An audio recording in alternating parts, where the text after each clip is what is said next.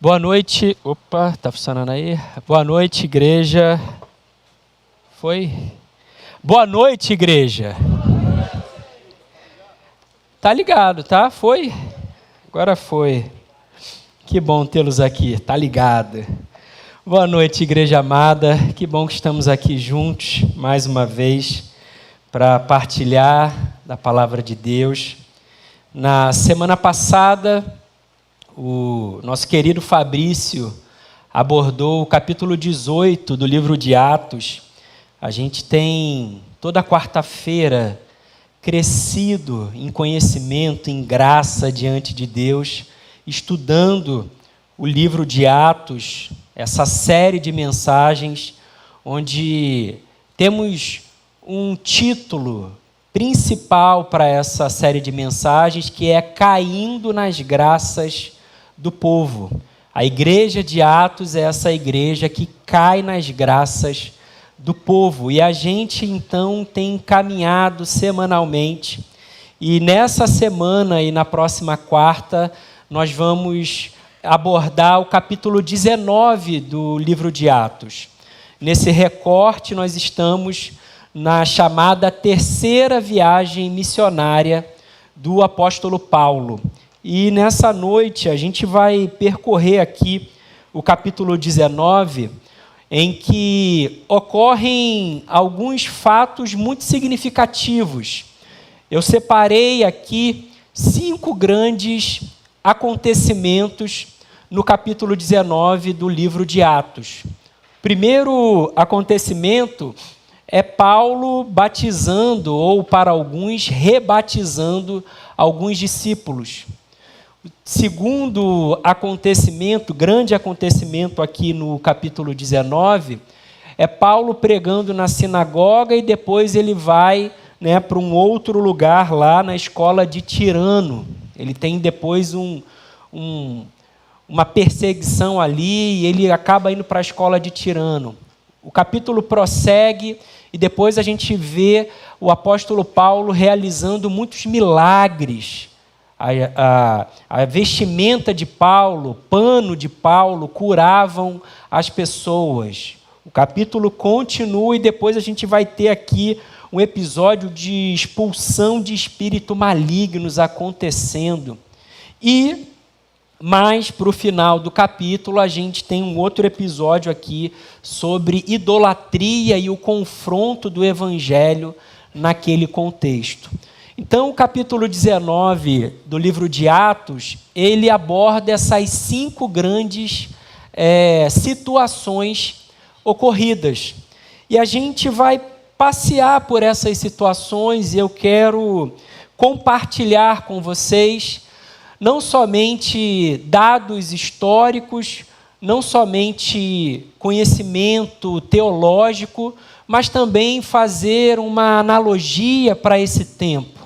A gente, quando abre as Escrituras, a gente é enriquecido pela palavra de Deus, a gente adquire informações preciosas, mas mais do que adquirir informações, é o que essa palavra em meu e no seu coração gera transformação.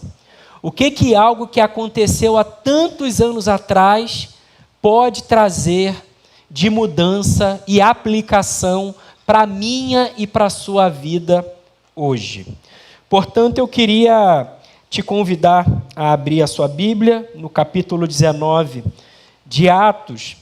E a gente entende que nesse capítulo 19 existe um contexto nessa história que é a cidade de Éfeso. Aqui nós estamos no momento da história em que Paulo está em Éfeso. Éfeso, para a gente ter um entendimento, Éfeso hoje corresponde à Turquia. Para a gente entender no mapa mundi onde é que a gente está falando de Éfeso. Éfeso corresponde à Turquia no mundo atual. Mas naquele contexto a gente está falando de provavelmente a segunda maior cidade ali naquele contexto da Ásia Menor.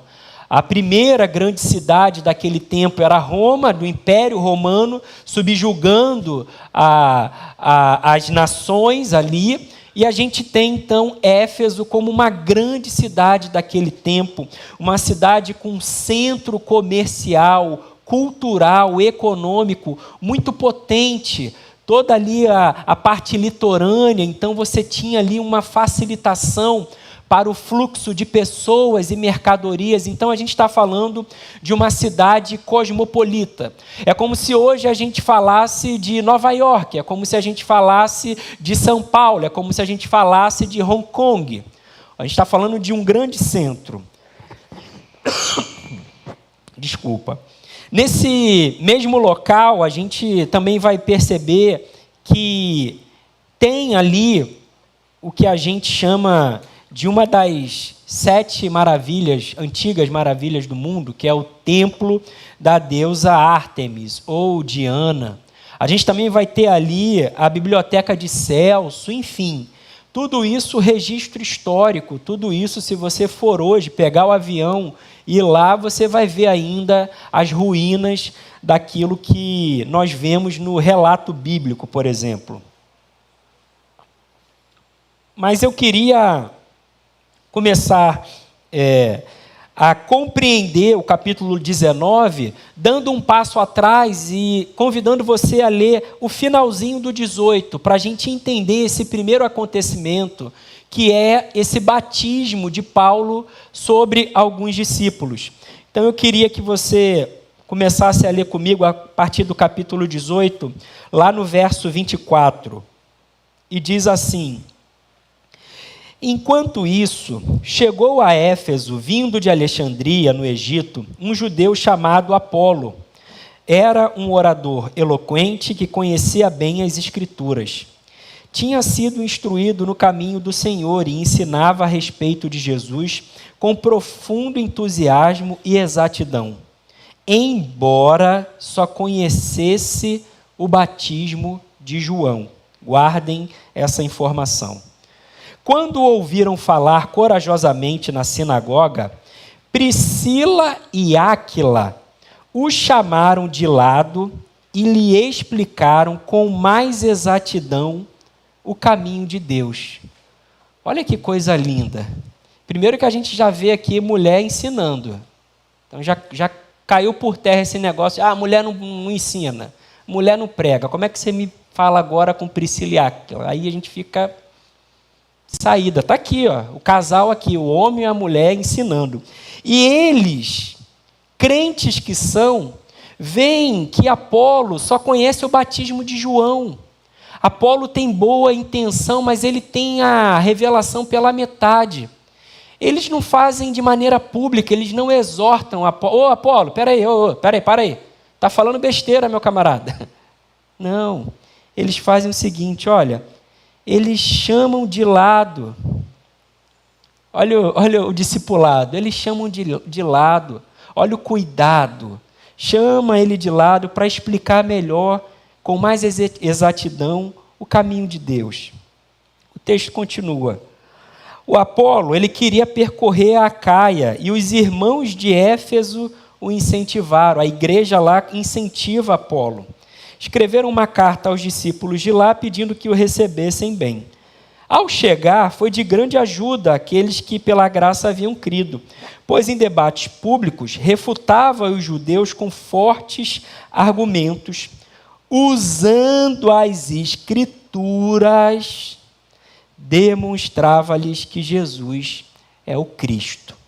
Então, essa é a introdução para a gente entender o que vai acontecer nesse início do capítulo 19. Aí começa o capítulo 19. Enquanto Apolo estava em Corinto, então Apolo vai para Corinto, Paulo vem para Éfeso. E diz aqui o contexto. Paulo viajou pelas regiões do interior até chegar a Éfeso, no litoral, onde encontrou alguns discípulos, e ele lhes perguntou: vocês receberam o Espírito Santo quando creram? Eles responderam: não, nem sequer ouvimos que existe o Espírito Santo. Então Que batismo vocês receberam? Perguntou Paulo. O batismo de João, responderam. Paulo disse: João batizava com o batismo de arrependimento, dizendo ao povo que cresce naquele que viria depois, isto é, em Jesus. Assim que ouviram isso, foram batizados em nome do Senhor Jesus. Paulo lhes impôs as mãos e o Espírito Santo veio sobre eles, e falaram em línguas e profetizaram, e eram ao todo uns 12 homens. Ou seja, o que está acontecendo aqui? Muito provavelmente, esses discípulos foram homens que foram cuidados por Apolo, entendeu? Por isso que eu li antes aqui o capítulo 18. Apolo estava em Éfeso e Apolo começa a falar para aqueles homens sobre a realidade que ele entendia, só que ele só sabia do batismo de João. Ele não sabia ainda que o Espírito tinha vindo e o batismo de Jesus estava vigorando. E Paulo vem e faz essa pergunta. E aí eu confesso para vocês que, quando eu me dei conta de por que Paulo faz essa pergunta, falei, meu Deus, quanta sutileza no texto.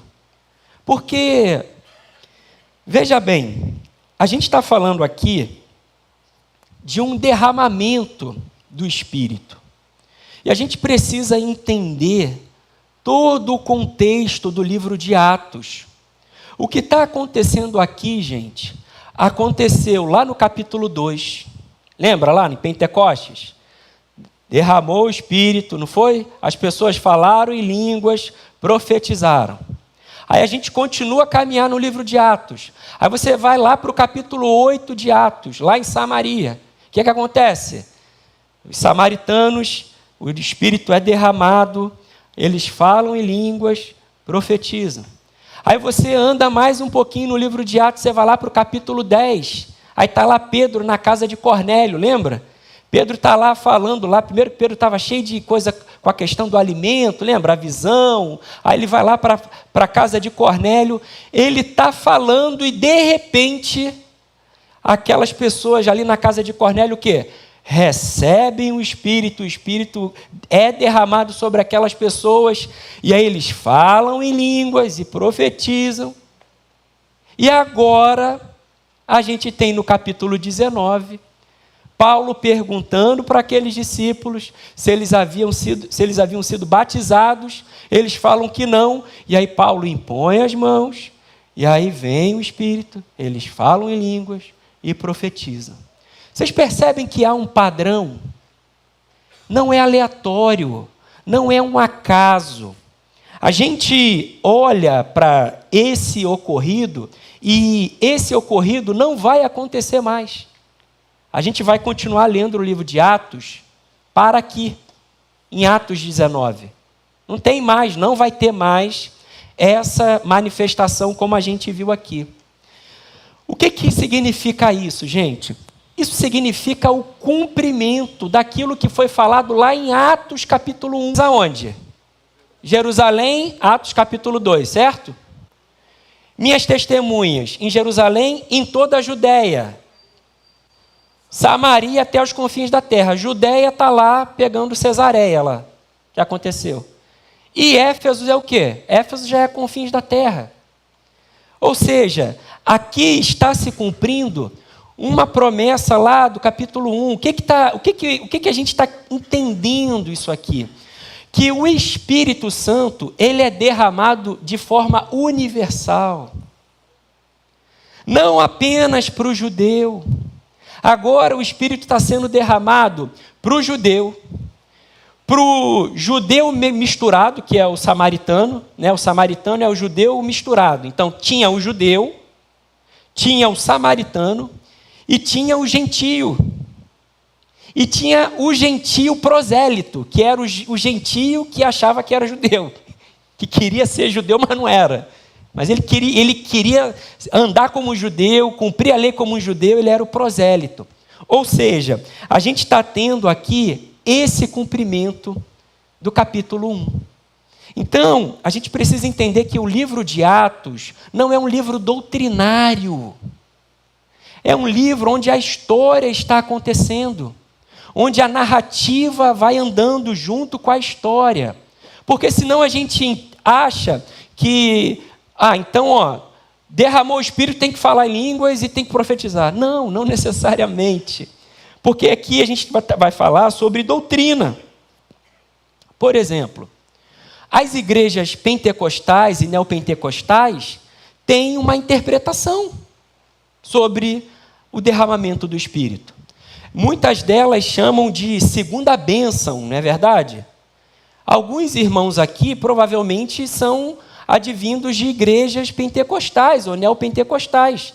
Mas Betânia não é uma igreja neopentecostal. Betânia é uma igreja batista. Sendo uma igreja batista, nós estamos ligados a uma igreja o quê? Da Reforma. Uma igreja histórica. Então, existe uma divisão no olhar sobre o fenômeno. Então, os pentecostais e neopentecostais entendem que a primeira bênção é a salvação e a segunda bênção é o quê? É o batismo com o Espírito Santo, ou o batismo no Espírito Santo, e tem que ter o quê? O dom de línguas, para testificar ali, autenticar que aconteceu de verdade. Mas nós que somos batistas, nós já temos um outro olhar. Porque o nosso olhar doutrinário entende que esse batismo, esse derramamento do Espírito, acontece no momento da nossa decisão. No momento em que a gente compreende a obra de Cristo, naquele momento a gente recebe o Espírito Santo. A partir do momento que você crê que Cristo morreu pelos seus pecados, ressuscitou e retornará, só o fato de você acreditar significa que você só faz isso por causa de quem? Obra de quem? Obra do Espírito Santo. E nós entendemos que nesse momento você recebe o selo do Espírito. Ou seja, é a chamada conversão. E o dom de línguas? O dom de línguas ele pode acontecer, como também não pode acontecer. Não é mandatório, não é obrigatório.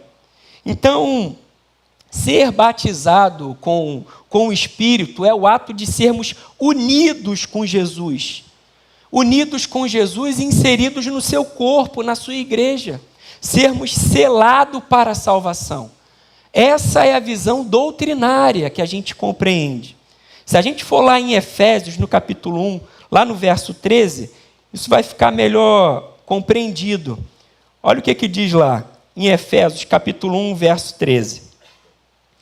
Agora vocês também ouviram a verdade, as boas novas da salvação, e quando creram em Cristo, Ele colocou sobre vocês, o selo do Espírito Santo que havia prometido. É por isso que o apóstolo Paulo pergunta aqui, vocês receberam o Espírito quando creram? Paulo não está perguntando, depois que vocês creram, vocês receberam o Espírito? Não é essa a pergunta de Paulo. Quando você creu, no momento que você creu, você recebeu o Espírito?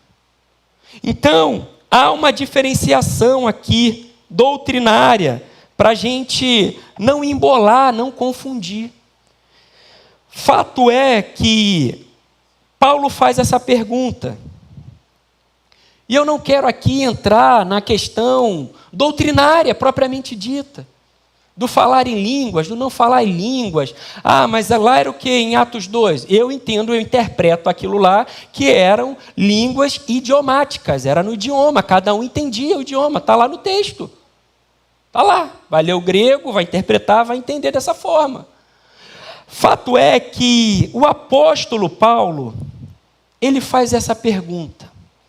E eu pergunto para vocês, por que será que o apóstolo Paulo fez essa pergunta para aqueles discípulos? O que levou, porque o apóstolo Paulo está lá convivendo com eles, o que levou o apóstolo Paulo a fazer aquela pergunta para aqueles discípulos? O que levou? Por que ele fez aquela pergunta? Ele podia fazer várias outras perguntas, mas ele faz uma pergunta, no meu entendimento, fundamental. O apóstolo Paulo faz uma pergunta crucial para aqueles discípulos. E eu começo a olhar para esse texto e começo a aprender que é o essencial que chama a atenção do apóstolo Paulo. Não são as coisas periféricas, não é usos e costumes. O apóstolo Paulo não chega lá e pergunta, vem cá, vocês batem palma aqui na igreja? Olha aqui, vem cá, na igreja aqui de vocês vão de boné ou vão de bermuda? Estão entendendo que o apóstolo Paulo, para fazer essa pergunta, primeiro observa. Ele observa aqueles discípulos. E provavelmente algo manifestado na vida daqueles discípulos fez ele... Bom, peraí, não é possível. Esses caras, será que eles receberam o Espírito Santo mesmo? Porque o que eles estão fazendo aqui, produzindo, parece que não receberam. Então eu vou perguntar para eles. Então, a gente precisa, assim, nesse tempo tão difícil, fazer com que a nossa atenção não seja capturada por aquilo que não vale a pena, que não é fundamental, gente.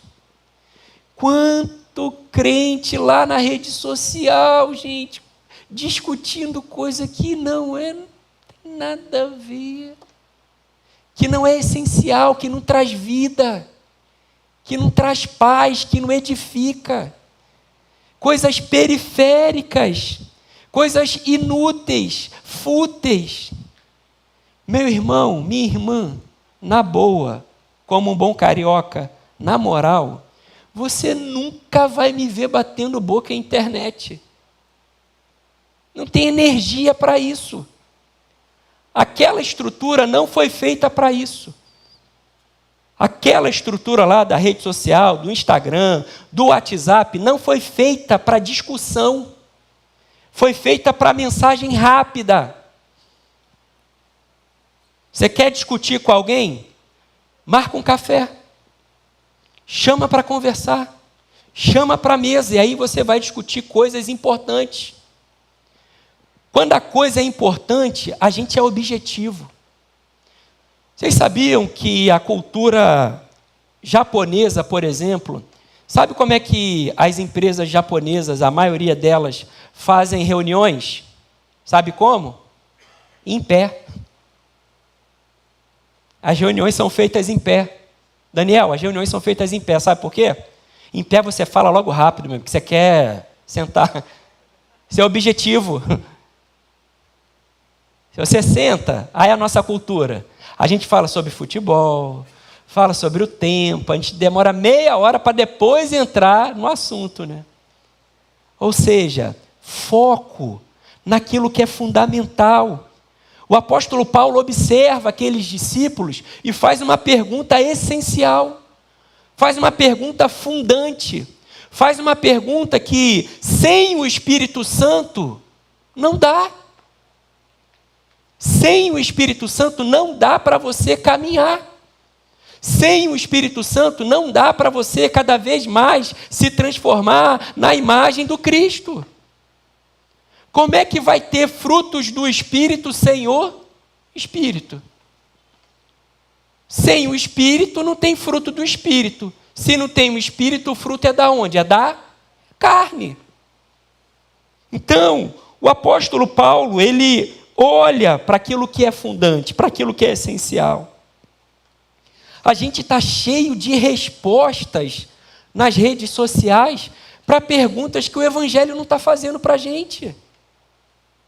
Tem um monte de gente respondendo um monte de coisa que o Evangelho não está perguntando.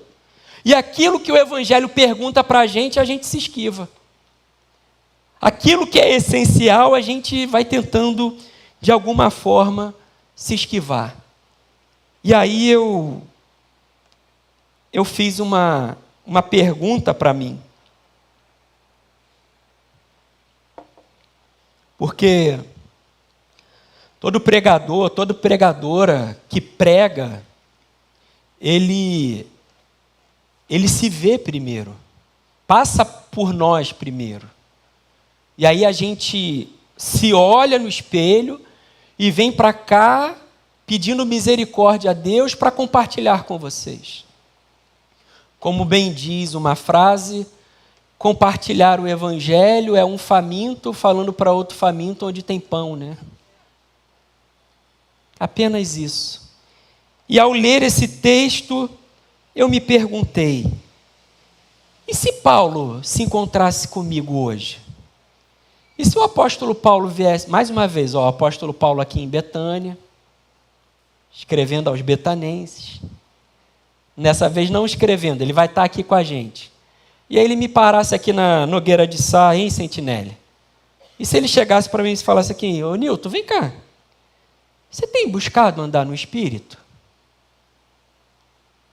Nilton, vem cá, as pessoas de Betânia, da sua família, por onde você circula, as pessoas são capazes de identificar os frutos do Espírito na sua vida? Eu fiquei me perguntando, porque eu acho que o apóstolo Paulo ia perguntar isso para mim. Eu acho que essa seria uma das perguntas principais, porque quem recebeu o Espírito, quem foi selado pelo Espírito, e acredito que todos nós aqui fomos selados pelo Espírito, quem não foi, a gente agora impõe as mãos e pede que você receba o Espírito Santo, que a salvação aconteça agora. Mas o que eu estou falando aqui não é sobre salvação. O que eu estou falando aqui é sobre aquelas pessoas que foram regeneradas pelo Espírito e estão num processo de quê? Santificação. É porque a palavra, o contexto santificação, foi deteriorado, igual a palavra o quê? Evangélico. Eu tenho vergonha, em alguns lugares, de falar que eu sou evangélico, por exemplo.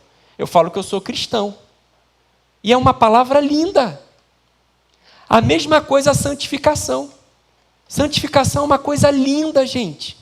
Que ficou uma coisa... Pô, não. Tá achando que eu sou... Olha o termo pejorativo. Pô, tá achando que é santo? Marcelinho, você tá achando que é santo? Olha a inversão de valores. Olha a deteriorização do termo. Porque a gente recebe o Espírito e somos levados a andar no Espírito e produzir os seus frutos. Está lá em Gálatas, no capítulo 5. Lá em Gálatas, capítulo 5, o apóstolo Paulo está dizendo, olha, tem os frutos da carne. E os frutos da carne são os frutos que você produz sem se encontrar com Jesus. É a sua natureza caída, pecadora, deteriorada. Sou eu e você antes do encontro com Cristo. Egoísta, hedonista, maledicente, ladrão, fornicador, roubador, uma série de coisas, uma série de produções da nossa carne. Aí lá em Gálatas, em capítulo 5, ele diz, mas olha só, mas vocês receberam o Espírito. E se vocês receberam o Espírito, vocês são cheios desse Espírito. Para quê? Para manifestar os frutos de bondade, de mansidão, de temperança, de domínio próprio. Por quê? Porque a gente precisa disso para a vida, para encarar essa vida, para encarar essa selva, para se relacionar com a esposa, para entender e dialogar com o filho, para se relacionar dentro da igreja, no trabalho, para quando o dia mal chegar, a gente é equiparado com esses frutos. Lá em Efésios, no capítulo 5, no verso 18, não existe uma proposta, existe um direcionamento. Não se embriaguem com vinho, que leva à libertinagem, mas deixem-se encher pelo Espírito. Vocês precisam ser cheios do Espírito. E meus irmãos, eu confesso, e aqui publicamente, estou aqui, quem confessa alcança a misericórdia. Faz tempo que eu não busco ser cheio do Espírito Santo. Porque está tudo de boa. A vida religiosa está fluindo. Salvação está resolvida. Está tudo tranquilo, tudo indo. Está tudo morno, sabe? Não está nem muito bom e nem muito ruim. Está morno, está indo. Vai levando. Quando, na verdade, nós somos convocados, nós somos direcionados a ansiar, a desejar todos os dias sermos cheios do Espírito. E aí eu fiquei pensando, Senhor, como é que eu posso desejar isso? Aí eu lembrei da minha filha, da Malu, 4 anos.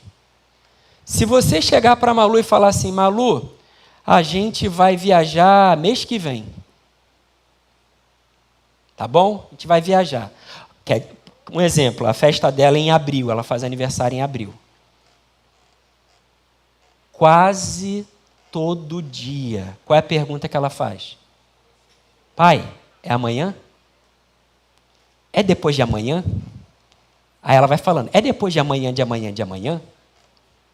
Sabe qual é o nome disso? Expectativa. Desejo para que aconteça o quê? A festa. É a mesma forma que a gente precisa desejar ser cheio do Espírito. Senhor, me enche de Espírito. Me enche-me do Espírito. Senhor, que a Tua bondade invada o meu coração. Me torne uma pessoa mais perdoadora. Senhor, me ajuda nas minhas fraquezas, nos meus pecados, naqueles que eu escondo de todos, mas não de Ti. Fome, desejo, vontade de ser cheio. É desejo, é vontade, é manifestação do coração. É isso que Paulo está dizendo. E eu confesso que eu subo aqui nessa noite profundamente atravessado pelo que aconteceu no domingo de manhã nessa igreja.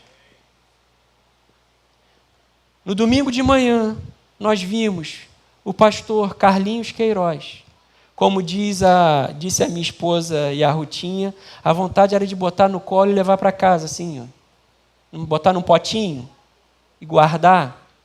Nós vimos aqui um homem simples, amável. Você pode trazer vários adjetivos para ele, mas tem um principal, qual é? Cheio do Espírito Santo.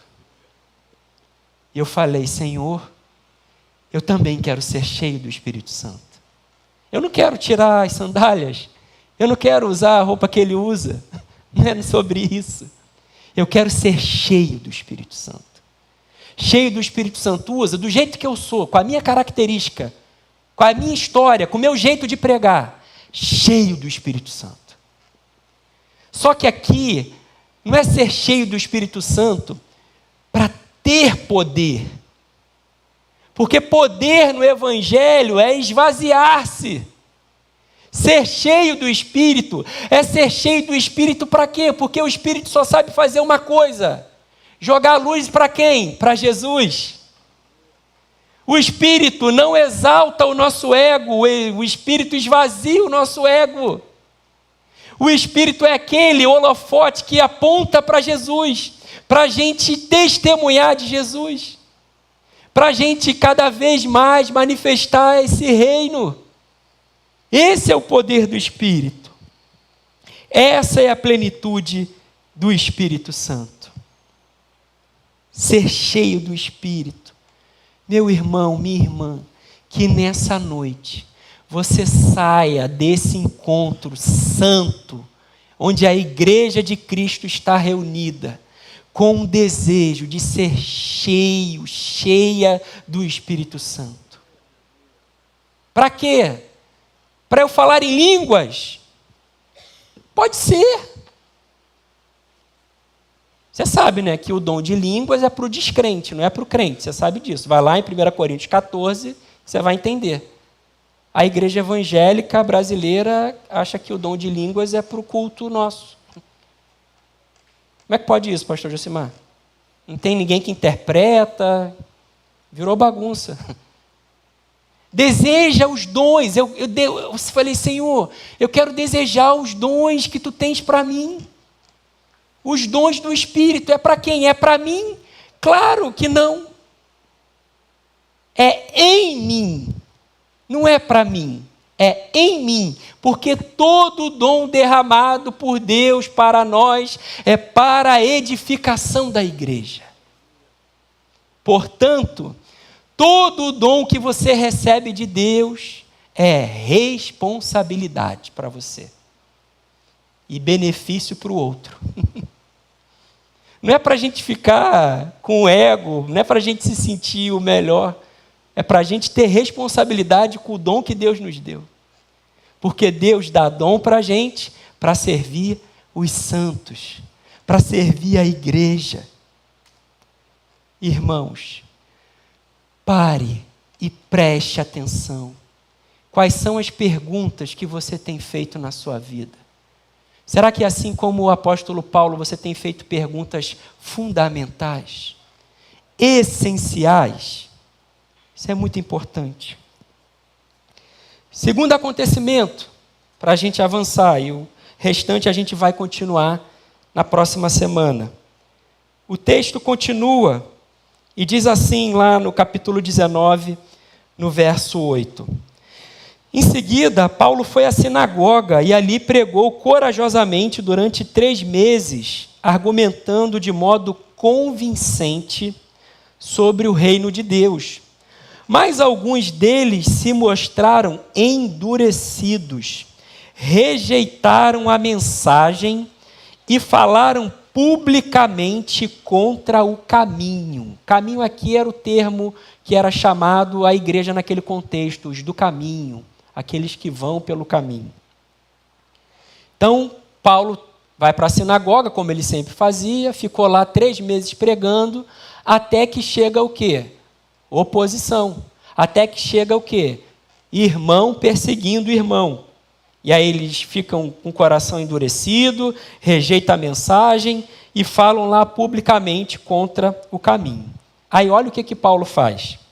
Paulo então deixou a sinagoga e levou consigo os discípulos, passando a realizar discussões diárias na escola de Tirano. Isso continuou durante os 2 anos seguintes, e gente de toda a província da Ásia, tanto judeus como gregos, ouviu a palavra do Senhor. Quando eu li isso aqui, eu falei, Senhor, o que é que tu tens para mim? O que é que tu tens para a tua igreja? O que é que a gente pode aprender com essa atitude de Paulo? Paulo está na sinagoga, está lá pregando durante 3 meses, chega uma galera lá, começa a perseguir ele, começa a difamar, começa a se opor, começa a falar mal. E aí, meu camarada, Paulo não gasta energia com embates infrutíferos. Paulo está lá, está falando. Começou o embate, começou a perseguição. Paulo não vai lá para o Instagram, gente, fazer textão. Paulo não vai lá gravar react. Sabe o que Paulo faz? Ele pega os discípulos dele e vai lá para a escola de Tirano. E vai falar abertamente durante 2 anos, todos os dias. Paulo não gasta energia naquilo que não vai produzir fruto. Ele não gasta energia. Ele tem um foco, ele tem uma missão. E talvez eu e você estejamos gastando energia indo num embate que não vai ter fruto. Não adianta, você vai ter que sair, vai ter que desviar, vai ser infrutífero, vai ser desgastante, só vai machucar, só vai ferir, só vai desgastar. Uma outra análise que eu faço desse ocorrido, e eu percebo que Paulo está aberto a novas possibilidades. Paulo não está somente fechado na sinagoga. Não, se eu não falar na sinagoga, então acabou, pastor Romão. Ó, se não for para pregar aqui, então não conta comigo não, tá? Só se for para pregar, só se for para cantar, só se for para... Não, meu camarada.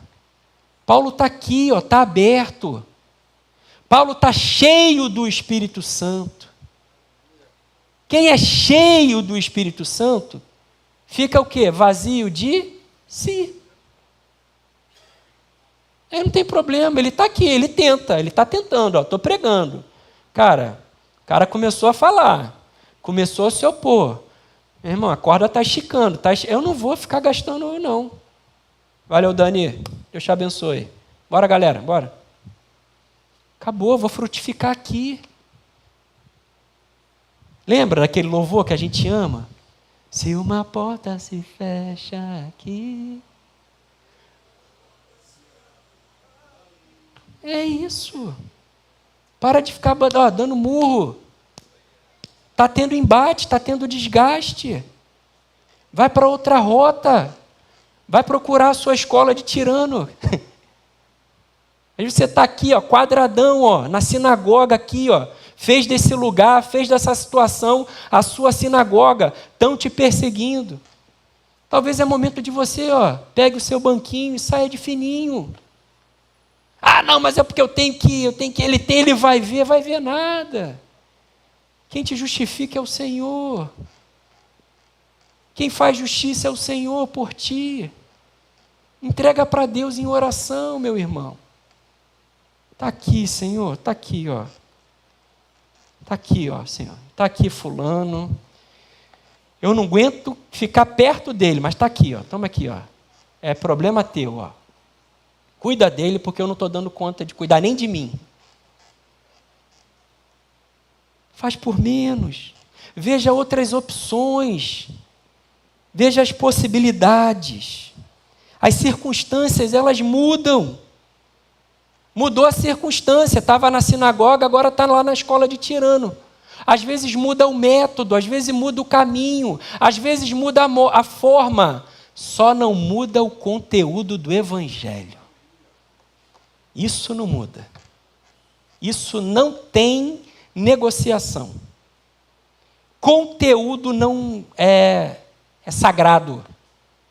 Não dá para negociar o conteúdo. Dá para negociar a forma. Esse púlpito era sempre assim? Não, era de vidro. Antes do de vidro era um grandão. Aí você prega aqui, aí você prega sentado, aí você prega sem púlpito, aí você prega em roda. Aí tem várias formas.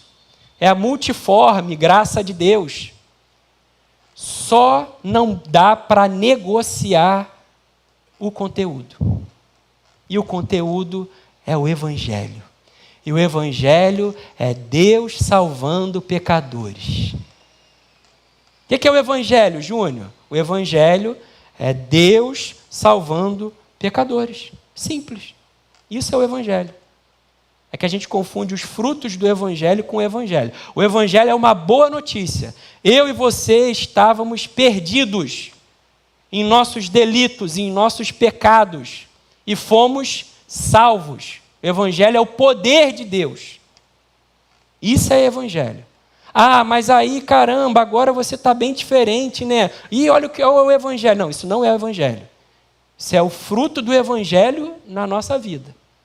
É outra coisa.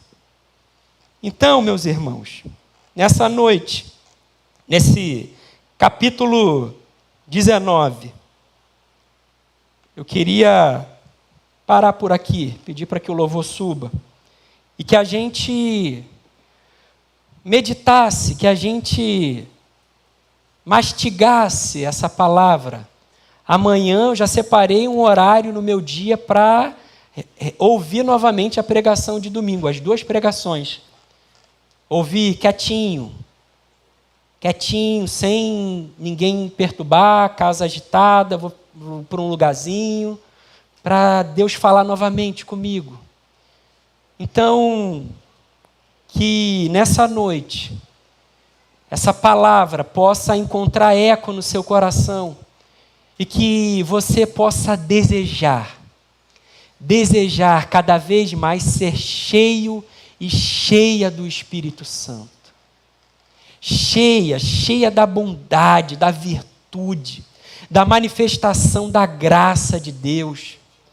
Que as pessoas, ao se encontrarem contigo, de fato se assustem e falam assim: o que aconteceu contigo, Fábio? Porque eu conhecia você assim, o que está acontecendo agora?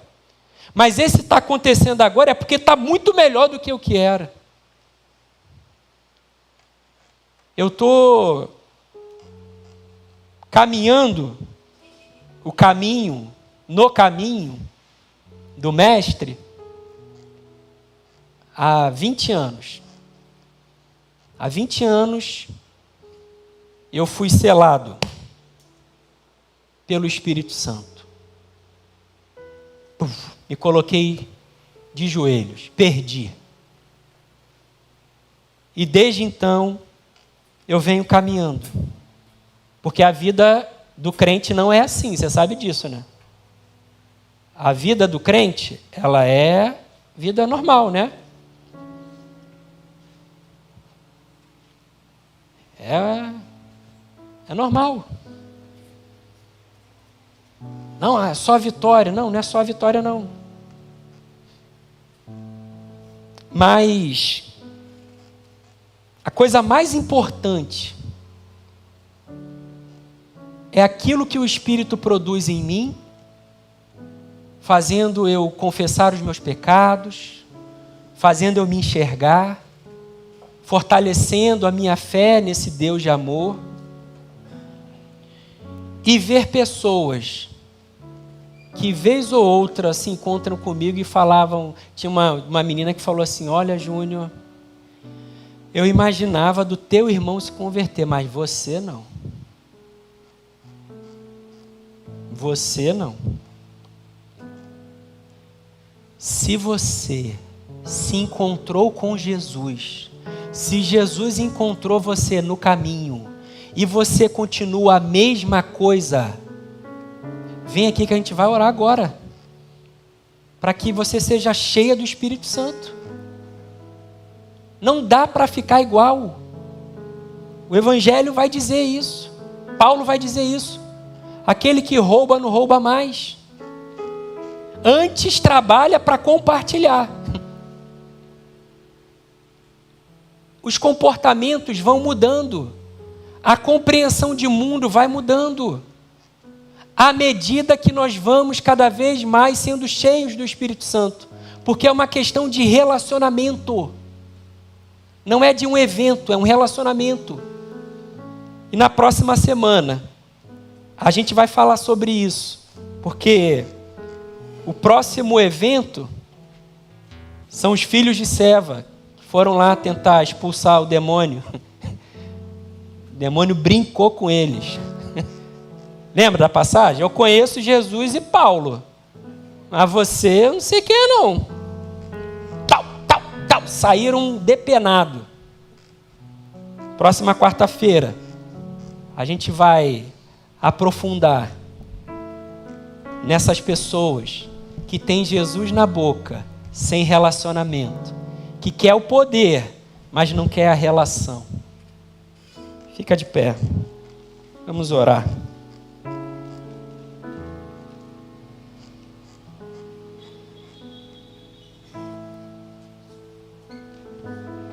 Pai amado, Pai bendito, muito obrigado, Senhor. Muito obrigado porque o Teu Espírito habita em nós. Muito obrigado porque o Teu Espírito nos convence da justiça, do pecado, do juízo. faz a gente reorientar a nossa rota. O sopro do teu Espírito é suave, é gentil. Muito obrigado, Senhor. Nós sabemos de onde fomos tirados por Ti, Senhor. Tu nos transportastes do império das trevas para o reino da luz. Andávamos como ovelhas que não têm pastor, Senhor. E o Teu amor nos atraiu. Temos caminhado aqui como Tua comunidade de fé, nesse lugar chamado Betânia, Senhor. Vacilamos, caímos, mas temos amigos e irmãos que oram por nós, que nos ajudam, que nos fortalecem junto com o Teu Espírito. Ó Deus, enche-nos do Teu Espírito Santo, enche a Tua igreja, que o Teu Espírito Santo, Senhor, invada, transborde o coração dos meus irmãos, que eles sejam cheios do Espírito para serem capacitados a viver de forma extraordinária. E viver de forma extraordinária é viver em amor, Senhor. Não é viver em conquista, pelo contrário, é saber lidar com as derrotas, sem retroceder, continuando num caminho de fidelidade, Senhor. Deus, se tem algum irmão aqui passando por momentos de perseguição, de embate, de luta, que ele faça o caminho do lado, dá estratégia para ele, Senhor, dá entendimento, sabedoria, esclarece, Senhor, para que ele possa entender que existem outras formas de lidar com esse problema, e que aquilo que hoje está restringindo a visão dele, lá na frente, ó Deus, vai ser uma porta muito maior. Assim como foi para o apóstolo Paulo, que saiu da sinagoga e foi para a escola de Tirano e pregou todos os dias por mais de 2 anos, Senhor. Ó Deus, cuida da gente, Senhor. Cuida de nós. Nós não sabemos como lidar com tantas coisas, Senhor. E somente pelo Teu Espírito que é santo, somos capacitados para viver uma vida de santidade, fidelidade, integridade, Senhor. Confissão de pecados diante de Ti e diante dos homens, Senhor. Leva-nos em paz, Senhor, para a nossa casa, desejando sermos cheios do Teu Espírito Santo. Em nome de Jesus. Amém e amém.